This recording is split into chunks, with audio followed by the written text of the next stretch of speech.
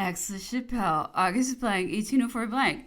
This morning on reading the Publicist newspaper, Josephine was rather disagreeably surprised at seeing, in the account of her journey, that someone had reported and printed her adieu to the wife of the mayor of Rheims, with whom she had lodged a while in that city. It often happens that one carelessly says something which lacks common sense without noticing it. But if one encounters the same phrase in print, then reflection makes one appreciate just what it amounts to. I own that there is no need of it to judge of this one. On leaving Reims, the empress gave the mayor's wife a medallion of malachite, and said as she embraced her, "'Tis the color of hope." The fact is that hope had not the least thing to do in this case. It was a mere piece of stupidity. I was there. I heard and I remarked it. But I took good care not to remember it this morning. Josephine was in despair, she was certain, and that in perfectly good faith that she had not said such a thing. It would have been cruel to contradict her. The private secretary proposed that she should deny using it in the journal. She thought of it for a moment, but whether she suddenly remembered it or was afraid of doing something which Bonaparte might disapprove, she contented herself with writing to him that she had not uttered this stupidity, that her first impulse had been to contradict it, but she had been unwilling to do anything without his orders. A courier was dispatched to Bologna. Aix-la-Chapelle, August 11th, 1804. Our life here is tiresome and monotonous, with the exception of a daily ride which we take in an open carriage through the environs of the city. The remainder of the day is precisely like yesterday. Picard's troop had come here and will remain as long as the Empress does. Every evening we go and yawn at the theater. Picard's repertory is unimaginably fatiguing in the long run. To be sure, it is clever and has some very good comic scenes, but the subjects are always selected from the lowest ranks of life. One never emerges from the stagecoach or the Rue Saint-Denis. For a day it is possible to be amused with the novelty of this tone, but one is presently fatigued at finding one's self so far from home. August 11th, 1804. Not having gone to the theater this evening, and someone having spoken of a plan of Paris in relief, the Empress wished to see it. The evening being very fine, why, she asked, should we not walk there? This was a novelty, and everyone was in haste to start. Monsieur d'Arville, who is always the chevalier of etiquette, was in despair. He intended to hazard his opinion, but we were already too far away. The fact is that he was quite right, as the sequel of this frolic has proved.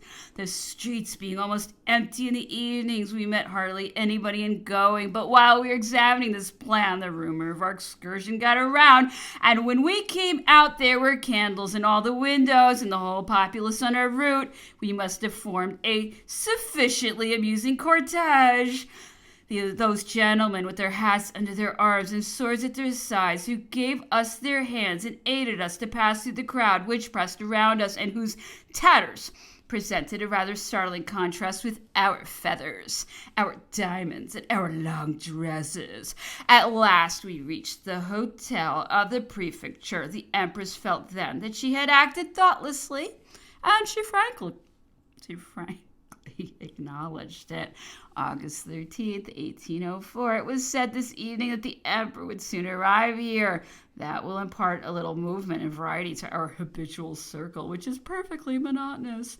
It is composed of Madame de la Rochefoucauld, a woman of very amiable disposition, 4 ladies of the palace, the grand equerry, 2 chamberlains, the chief equerry, Monsieur Deschamps, the private secretary, the prefect and his family, 2 or 3 generals who have married German women, real caricatures.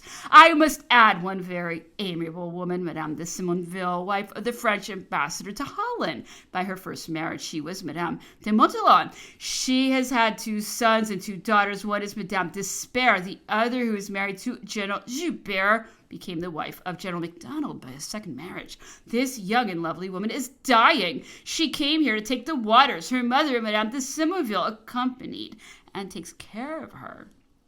I fear that it will be in vain. Hence, we enjoy very little of Madame de Simonville's society. She seldom leaves her daughter.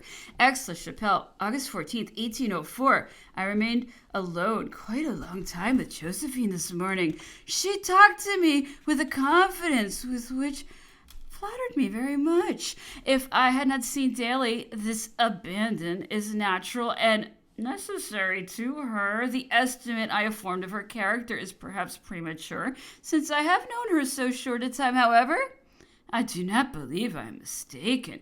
She is exactly like a 10-year-old child. She has the good nature and the levity of one. She is quickly moved, weeps, and then is consoled in a moment. One might say of her intelligence what Molière said of a man's probity, that he had just enough to prevent his being hanged. She has precisely what is needed to keep one from being a simpleton, ignorant, like the generality of Creoles. She has learned nothing or almost nothing except their conversation. But having passed her life in good society, she has acquired very good manners, grace, and that jargon which society sometimes takes the place of wit. Social events are a canvas which she embroiders and arranges, in which supplies materials for her conversation. She has at least quarter of an hour of wit a day. What I find charming in her is that diffidence, which in her position is a great merit. If she finds intelligence and judgment in any of the persons who surround her, she consults them with a candor and artlessness which are wholly delightful. Her temper is perfectly even and sweet. It is impossible not to love her.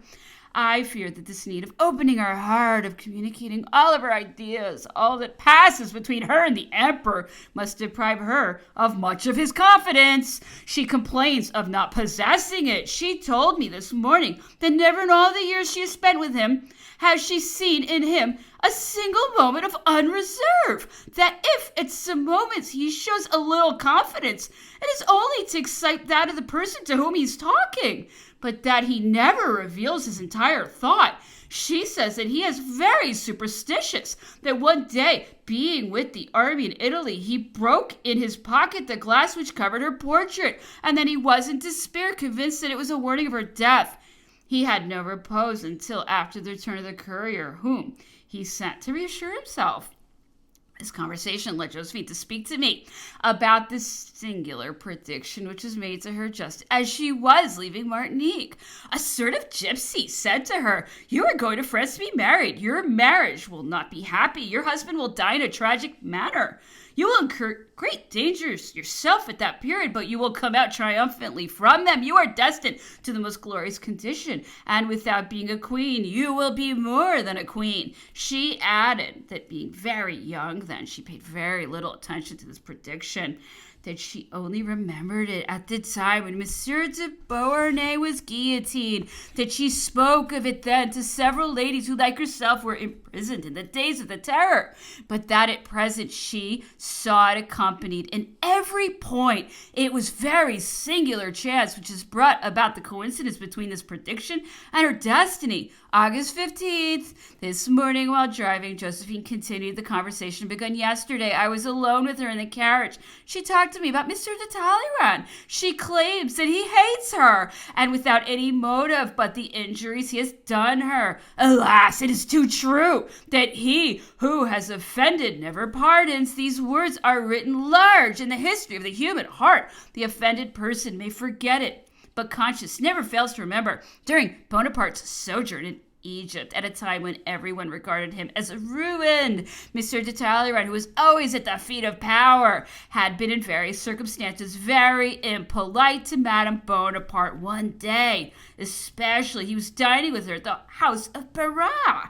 Madame Talleyrand was present. It is claimed that this woman, who was celebrated for her beauty, exercised at this time a great empire over Barras.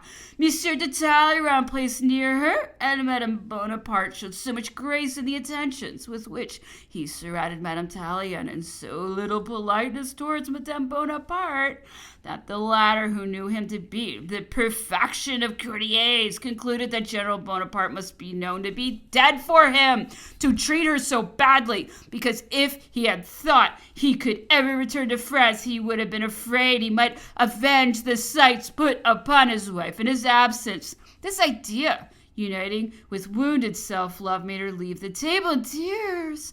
Madame de Talleyrand, who has not forgotten this circumstance and who fears lest Josephine may one day have the power and the wish to revenge herself for it, did all that lay in his power during the last 3 months that elapsed before the creation of the empire to induce Napoleon to divorce her in order that he might marry Princess Wilhelmina of Baden. He urged with all possible skill the support he would gain in the courts of Russia and Bavaria, with whom he would become allied by this marriage, and the need of consolidating his empire by the hope of having children.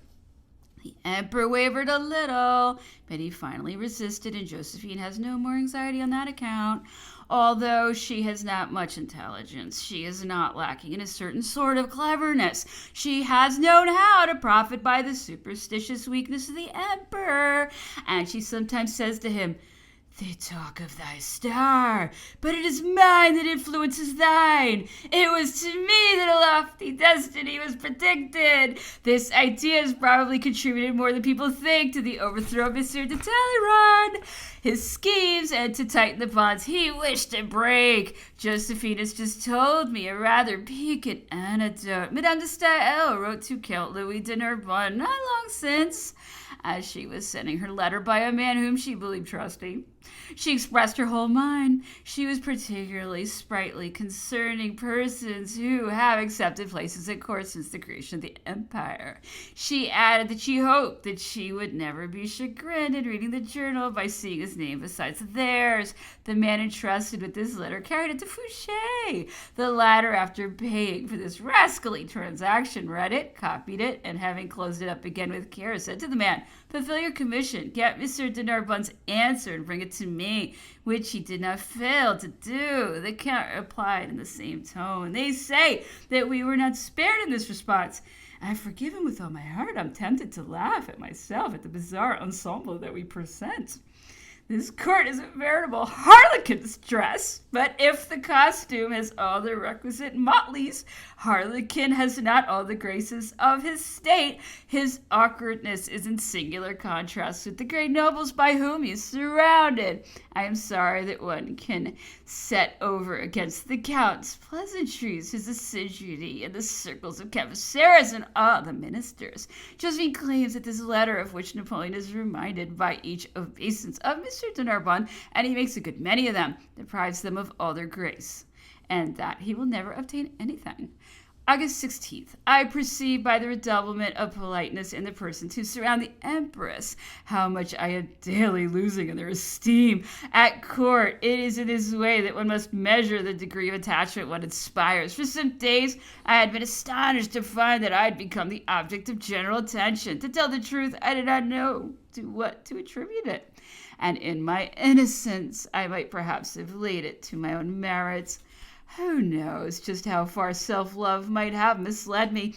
Monsieur de Blanc, the most affected, the most insipid of all courtiers, past, present, and to come, undertook to enlighten my inexperience. He called on me this morning 10 times more reverentially than usual. He said to me that everybody had remarked Josephine's kindness towards me.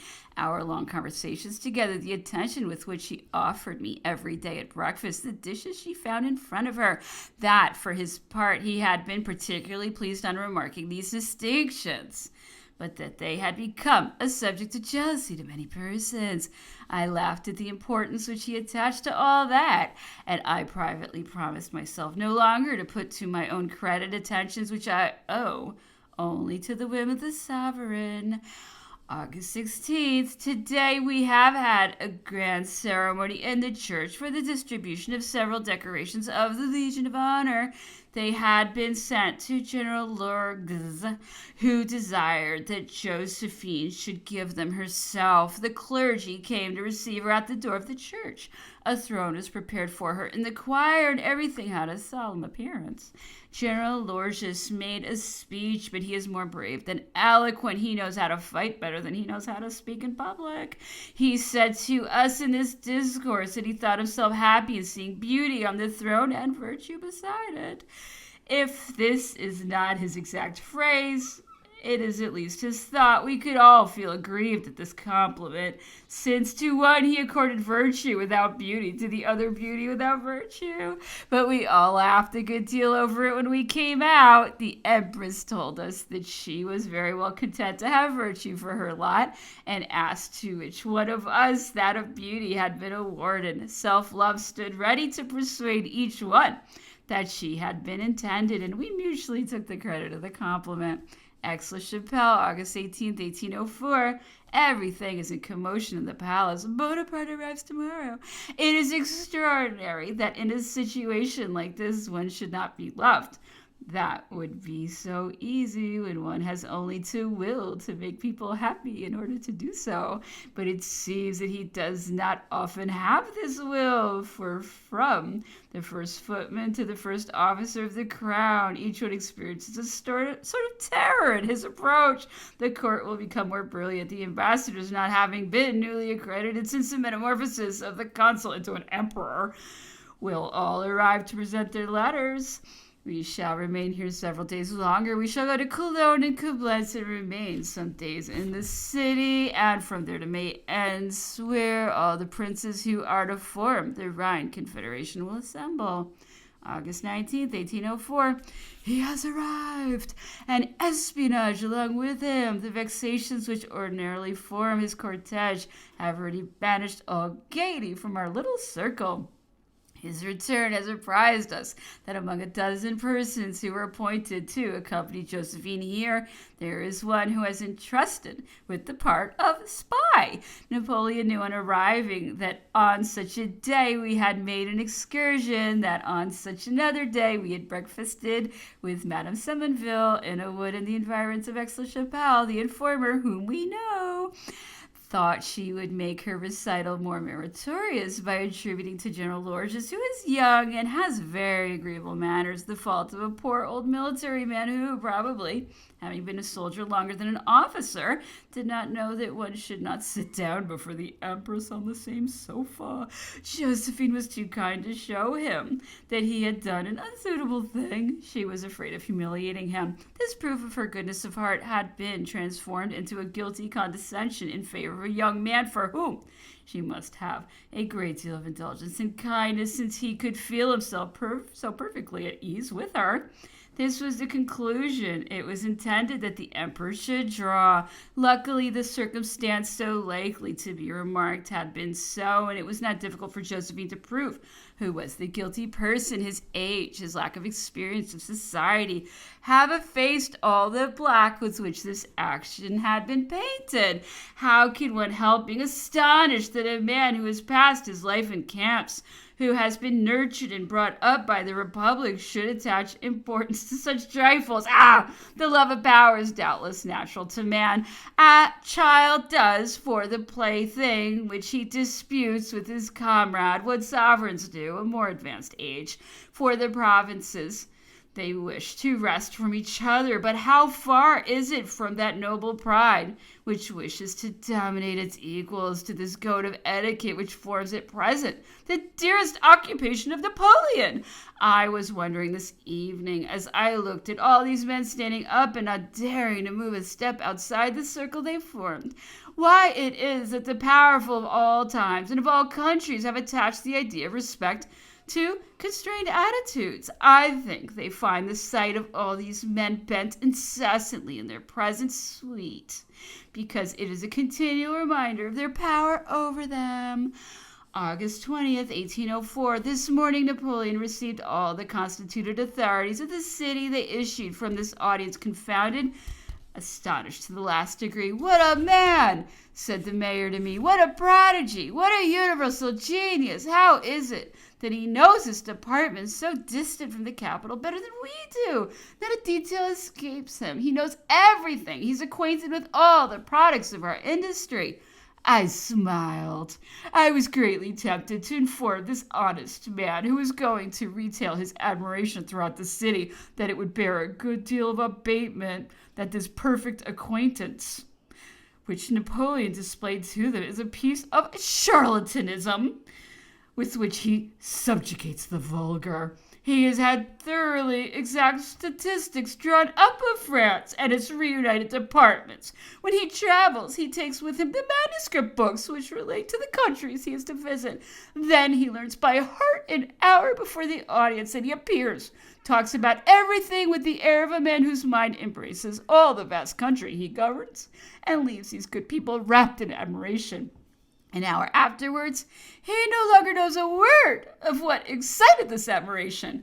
The prefect, Mr. Méchain, came to this audience with a certain assurance, rather common with him, not suspecting the ordeal he was about to undergo. Napoleon, who had just learned his lesson, asked him several questions to which he did not know how to answer. He was troubled, embarrassed.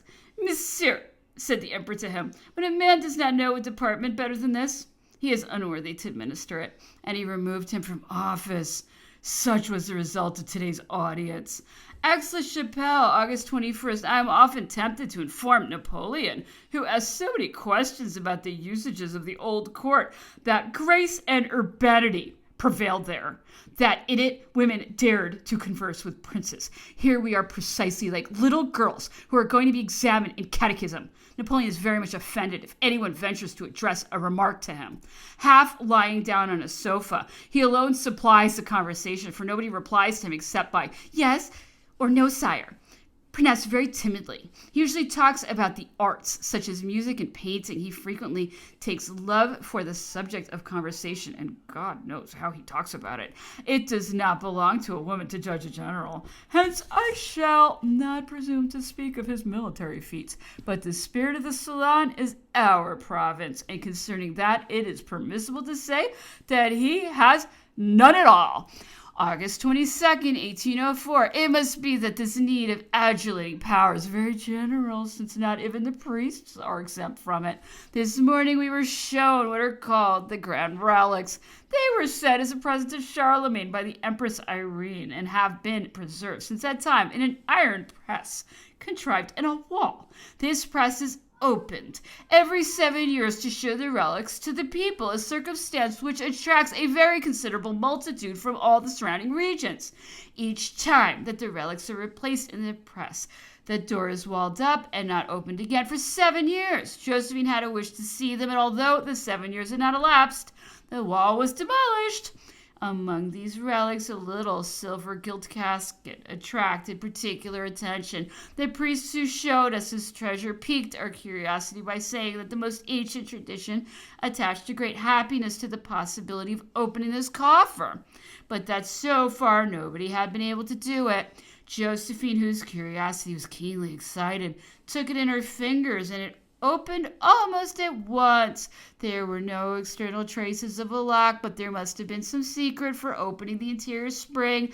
I am persuaded that the priests who showed us the relics knew the secret, and that they contrived this little pleasure for the Empress. However it may be, the circumstance has been regarded as very extraordinary. They have laid great stress on it to Josephine, who, although sufficiently amused by this surprise, does not attach more importance to it than it deserves. For the rest, curiosity has not been very well satisfied, for nothing was found in the box but a few little scraps of stuff which may be regarded as relics if one chooses, but the authenticity of which is not certified. I have come back home saddened by this employment of my morning. I do not like to encounter courtiers or ambitious men among the clergy. I cannot even understand how there can be any. I find something so noble, so elevated in their prerogatives, that my imagination likes to disengage them from all our weaknesses, detached from all the passions which disturb and rule humanity, placed as intermediaries between man and the divinity. They are entrusted with the sweet employment of consoling the unfortunate, and of showing them athwart the storms of life a harbor where at last they will find repose. Can the world offer a dignity equal to this privilege which is reserved to them, of penetrating into the asylum of misfortune, of soothing there the anguish of the dying, and again surrounding him with hope of taking from death that which is most appalling in it, the dread of nothingness? No. A priest cannot barter these beautiful prerogatives for money, or what the world calls honors. August 23rd, 1804. On opening my journal, my eyes fastened on the pages I wrote yesterday. I could not help smiling as I compared what I said of the simplicity, the sanctity, the dignity, the priesthood with the conversation I heard this evening between Monsieur de Pratt, the Emperor's first chaplain, and a general. They both wore the same decoration, the Cross of Honor. I wondered how a man of God, the minister of peace, had merited the same recompense as a warrior charged with sending death to the enemies of his country. Their sovereigns ought to recall the lesson taught by Alexander on the distinction between recompenses. A man very adroitly darted some grains of millet through a needle in his presence. He ordered that a bushel of millet should be given him, wishing to proportion the recompense to the utility of the talent. This art of rewarding with discernment is not very common at present. We see Talma better paid than a general. He has more than 60,000 francs, both from the theater and from Bonaparte.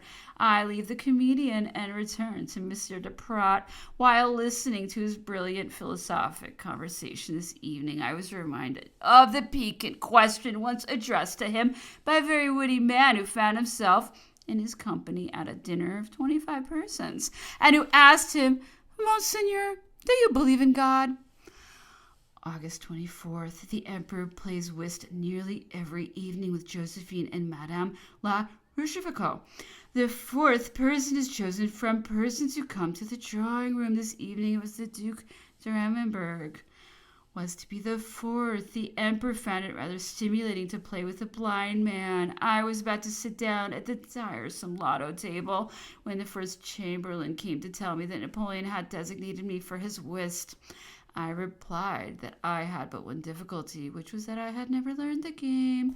Monsieur de Remusat went to carry my response, to which the Emperor, who does not know what an impossibility is, said, "It is all the same." This was in order. I complied with it. Madame de la Rochefoucauld, whose place I occupied, gave me some advice, and besides, excepting the Duke de Ramberg, who has the memory of a blind man and who never forgets a single card named to him, I played pretty nearly as well as the Empress and the Emperor. The game was not long. The Duke d'Arenberg usually has a man beside him who arranges his cards. His play is designated to him by means of a little board adapted to the table. By passing his hand over this board, he knows his cards by the pegs in relief, which are placed by the man whom he calls his marker. He plays very well, and even with astonishing quickness, if one thinks of all the labor required to make him know his cards. But not daring to have himself accompanied to the palace by his marker, who was a sort of valet de chambre, the man's place was taken by the Duchess d'Arenberg, and his play was very much retarded. Hence the Emperor, who likes to play quickly and whose curiosity was satisfied, left the table after the first rubber.